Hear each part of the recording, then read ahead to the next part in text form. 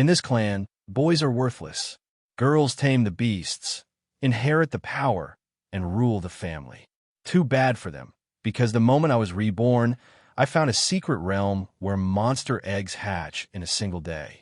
The midwife's face twisted with disgust the second she pulled me from my mother's womb. A boy, she spat, as if announcing a curse. My mother, the great matriarch's fourth daughter, wept not from joy, but from shame. In the Azure Fong clan, I wasn't a blessing. I was a breeding tool waiting to mature, a political bargaining chip, a mouth to feed until some powerful family wanted my bloodline for their daughters. But as I took my first breath in this new world, something awakened inside me. A door opened in my mind, and behind it lay an impossible realm of swirling mist and warm golden light, where time itself bent to my will. They thought they'd received a worthless son. They had no idea they'd just birthed their greatest weapon. The cold at me first, not the gentle warmth of blankets or the comfort of a mother's embrace. No, the air of Mist Peak Valley cut through my newborn skin like a blade. My lungs burned as they filled for the first time, and the scream that tore from my throat wasn't the cry of an infant experiencing existence. It was the howl of a grown man trapped in flesh that couldn't obey his commands. I remember dying. The details blur at the edges now, fading like morning mist under harsh sunlight. But I remember the sensation of falling, of letting go, of accepting that everything I'd built and everyone I'd loved would continue without me. And then nothing. Peaceful, infinite nothing. Until this. My eyes refused to focus properly. The world swam in watercolors of gray stone and flickering candlelight, shapes moving at the periphery that my adult mind struggled to interpret through infant senses. But my ears worked perfectly fine. Another boy. The voice belonged to someone older, authoritative. Footsteps approached, heavy with the weight of judgment. The fourth daughter's womb produces nothing but disappointment. Matriarch Seraphina. The midwife's tone shifted instantly, coating itself in honeyed deference. I've already sent word to the outer peak. The Bloodkeeper quarters have been prepared. Bloodkeeper. The word meant nothing to me in that moment. But the way these women spoke it, like they were discussing where to store grain rather than where to raise a child, told me everything I needed to know about its implications. A new face swam into my limited vision. Silver hair, cascading like frozen waterfalls. Eyes that had witnessed empires rise and fall, now examining me with all the warmth of a merchant appraising damaged goods. This was Seraphina, I understood. The matriarch, the woman who ruled this clan with absolute authority. My grandmother. Acceptable bloodline markers, she said flatly. The hair will lighten to proper silver within months. Eyes show the violet undertone. He'll fetch a reasonable price when he matures. Price. They were already calculating my worth in whatever currency this world traded. My mother sobbed somewhere beyond my field of vision, and I realized with cold clarity that her tears weren't for me. They were for herself, for the shame of producing a son instead of a daughter who could carry on the family's power. In that moment, something hardened in my chest. Not hatred, not yet, but a quiet resolve that settled into my bones like iron finding its mold. I would survive this place. I would understand it. And then, the matriarch turned away without another word, her robes whispering against stone. As she departed, the midwife bundled me roughly, her hands efficient, but devoid of tenderness, and carried me through corridors that my swimming eyes could barely process. Days blurred together.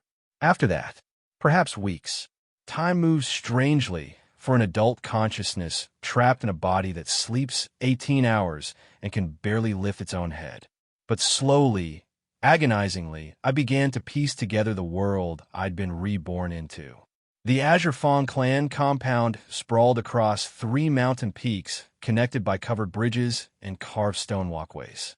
I learned this from a nursery window where my attendant, a silent woman who fed me with mechanical precision and changed my linens without ever meeting my eyes, would sometimes leave me propped against cushions, while she attended to other duties. Outer Peak, where I would eventually be housed. Middle Peak, where the common tamers trained their contracted beasts. An inner peak, rising above everything else like a crown of stone and jade, where the matriarch's bloodline resided in luxury, I could only imagine from this distance.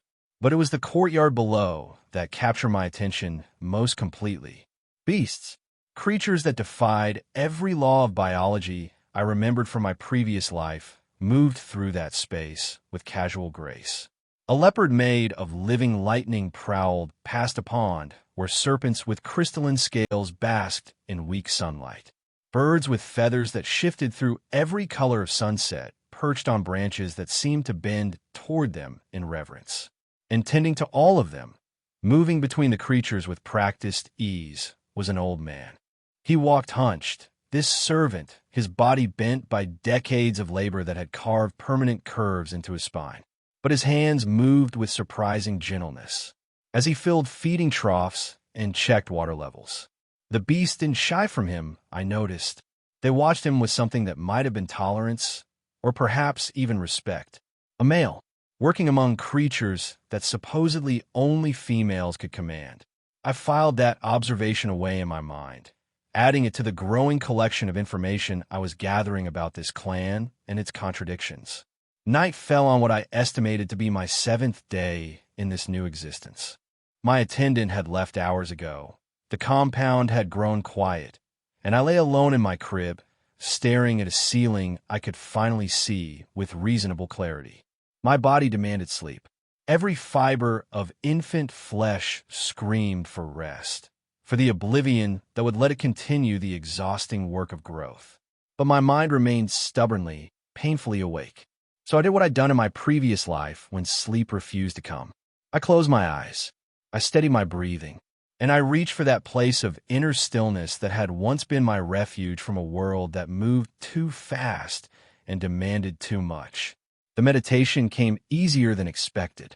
Perhaps this body remembered something my mind didn't, some ancestral technique passed down through bloodlines that had nothing to do with conscious memory. Or perhaps the world inverted. One moment I was lying in a crib, small and helpless. The next, I was falling through darkness, so complete it had texture, weight, presence. My consciousness screamed in a voice that had no lungs to power it. And then, stillness. I stood upright, not my infant body, but a projection of self, a form that felt adult and whole in mine. Around me stretched an infinite void, black, as the space between stars, silent, as a hell breath. And then, responding to something I hadn't consciously done, a single mote of light ignited in the darkness. It hung there, pulsing gently, and the void itself seemed to lean toward it with hungry anticipation. The space hummed, with potential so thick I could taste it on a tongue I didn't actually possess. It welcomed me. This impossible realm inside my own soul welcomed me like a traveler finally returning home. I reached out with fingers made of thought, and the light reached back. This body may be considered worthless by every standard the Azure Fong clan measured. But standing here, in this secret place that no one else could see or touch or even imagine, I understood with crystalline certainty that I carried something that could shake the very foundations of everything the matriarchy believed. They had birthed their greatest weapon, and they would never see it coming. The morning light filtered through rice paper screens, casting pale shadows across the nursery floor. I lay in my crib, 3 months old now, watching dust motes drift through golden beams, while my infant body refused to obey even the simplest commands. Roll over. Nothing. Lift your arm. A twitch, maybe. The frustration of inhabiting a vessel so utterly helpless would have driven me mad, if not for the nights. Every night, when the compound fell silent and the guards changed shifts, I slipped into meditation and visited my secret realm. The void had not changed since my first discovery, but I had learned its edges, its boundaries, the way it hummed when I pressed against its limits. 100 meters in diameter. No more, no less. The darkness was absolute except for that single mode of light still hovering at the center, patient, as a star waiting to be born.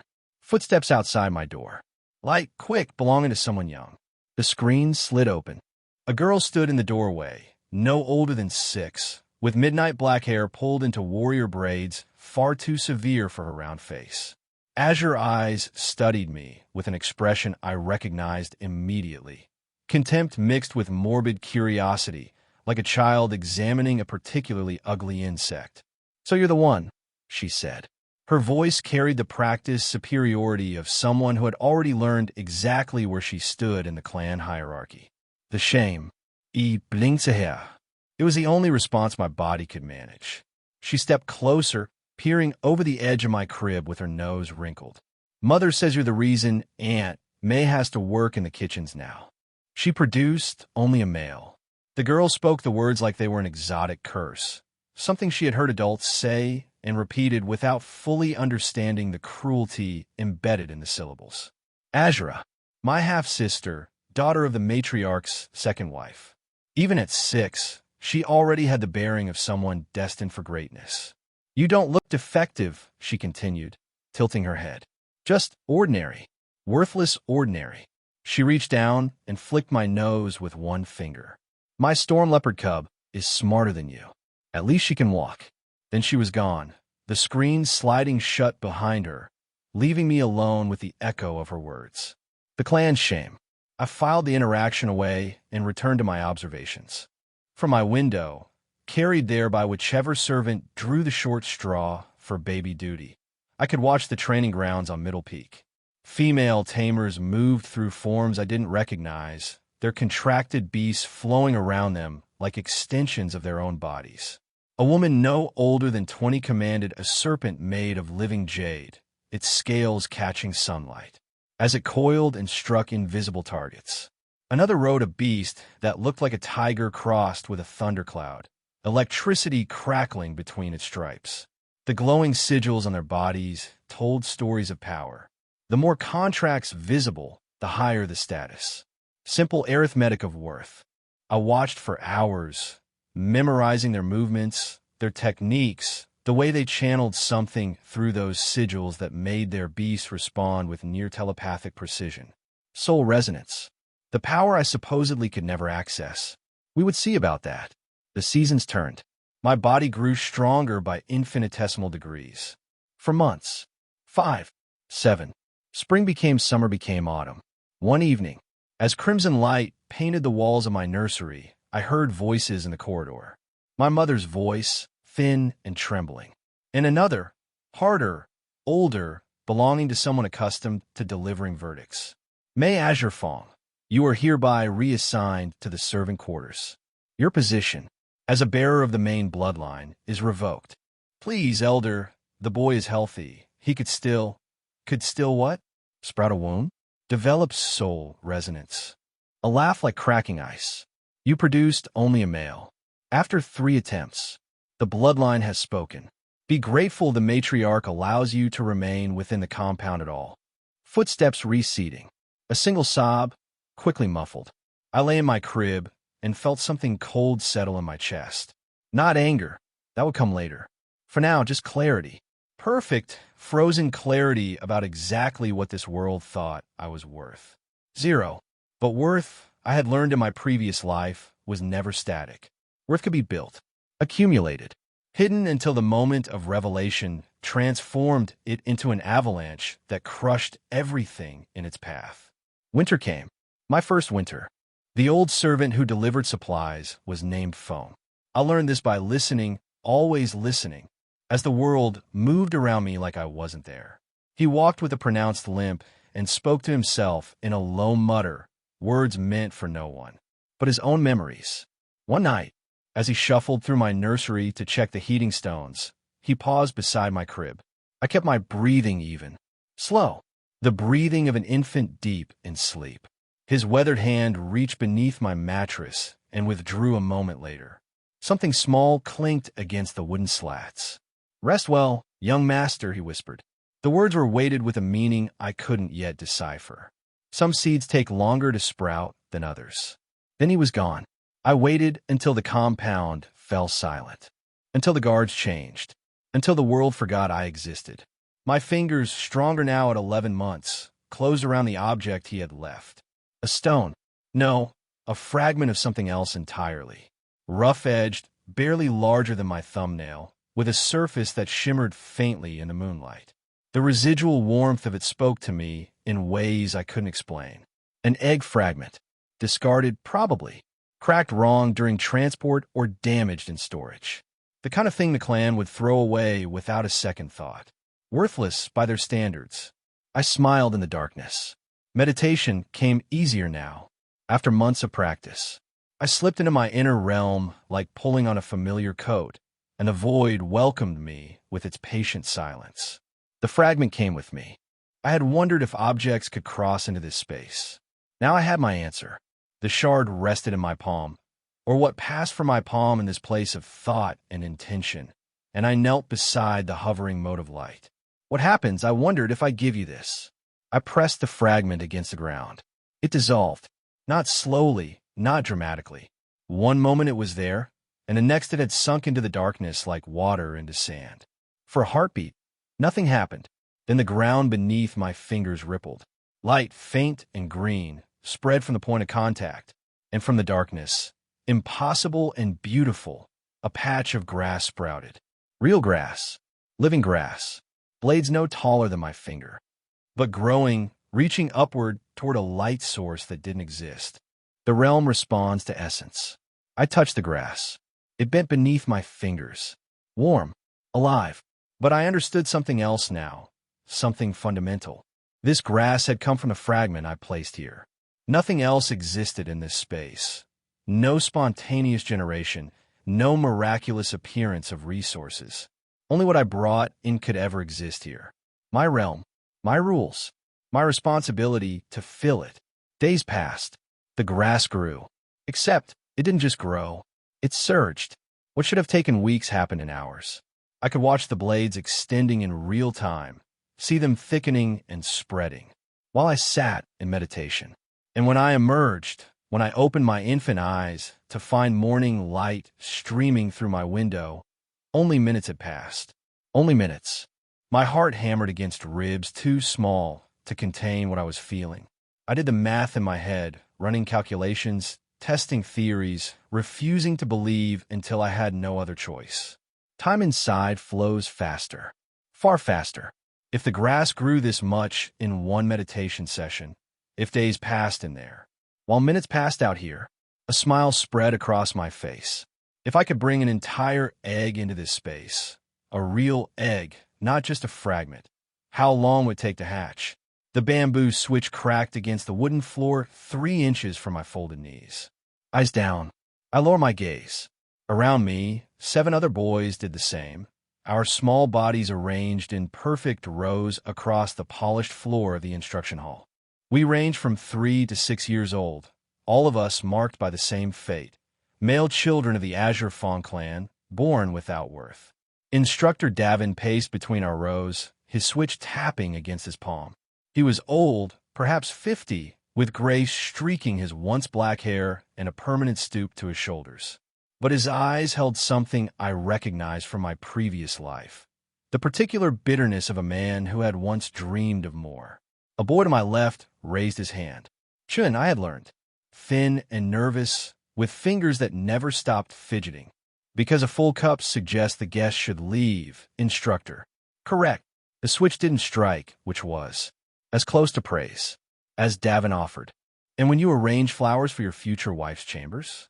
Odd numbers only, another boy answered. Even numbers suggest death. In your eyes when you walk. Always down, we recited together, never meeting the gaze of a woman unbidden. The sooner you accept your place, the easier your lives will be. He stopped at the front of the room, facing us with hands clasped behind his back. The morning light caught the faded contract sigil on his neck, barely visible now, a ghost of whatever beast had once been bound to him in a previous generation before the bloodline's restrictions fully manifested. Some of you may think your fate unfair, he said. You see your sisters and cousins bonding with spirit beasts, growing strong, earning glory for the clan. And you wonder, why not me? Why was I born wrong? The room was silent. I kept my expression neutral, my eyes fixed on the floor before me. Let me tell you what I tell every class. Davin's voice softened. not with kindness, but with the resignation of absolute acceptance. You were not born wrong. You were born male. In the Azure Fong clan, this simply means your purpose is different. Your sisters fight. You preserve. Your sisters conquer. You continue. The bloodline flows through daughters, yes, but it originates in you. Choose a powerful wife, or better, be chosen by one, and sire strong children. That is your glory. That is your worth. He smiled, and it was the most hollow thing I had ever seen. Aspire to nothing more. The lesson continued. We practiced pouring tea until our small hands ached from the repetition. We learned the 7 acceptable ways to greet a female superior and the 3 postures for waiting in attendance. Chun struggled with the tea ceremony, his trembling fingers spilling water twice, earning sharp cracks from Davin's switch that left red welts across his knuckles.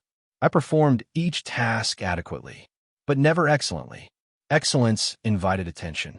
Attention invited scrutiny. In my previous life, I had learned that the most dangerous position in any hierarchy was not the bottom. It was the middle, the visible, the noticed. Better to be forgotten entirely. When the morning session ended, we were permitted 1 hour of leisure before afternoon instruction. Most of the boys clustered together in the small courtyard assigned to male children, playing quiet games with stones and sticks.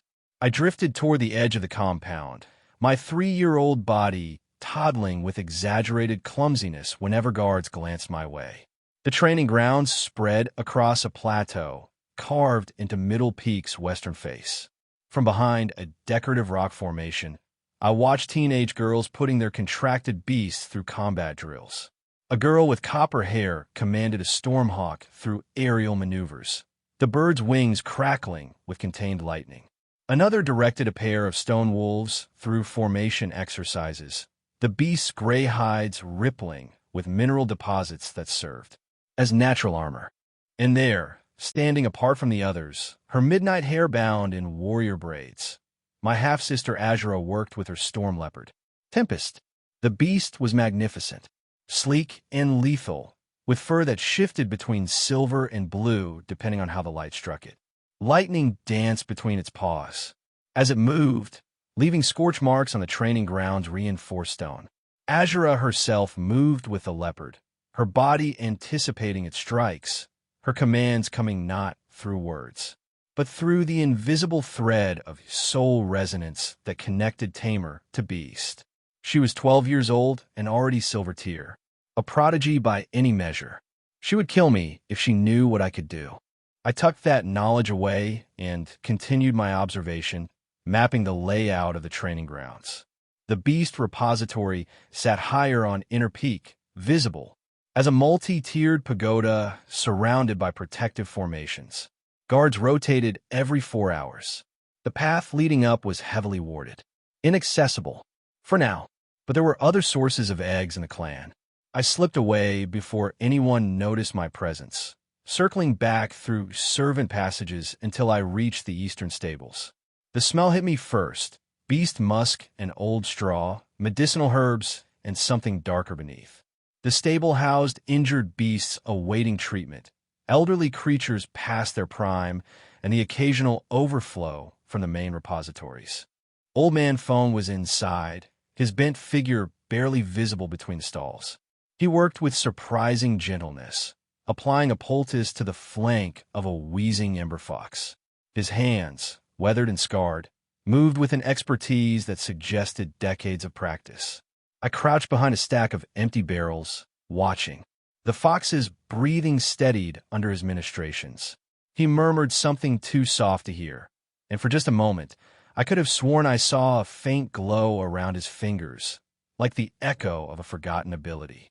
Footsteps approached from the stable's main entrance. 2 guards, their boots loud against the wooden floor. Fong, the matriarch's 3rd wife, wanted a status report on the injured stoneback tortoise.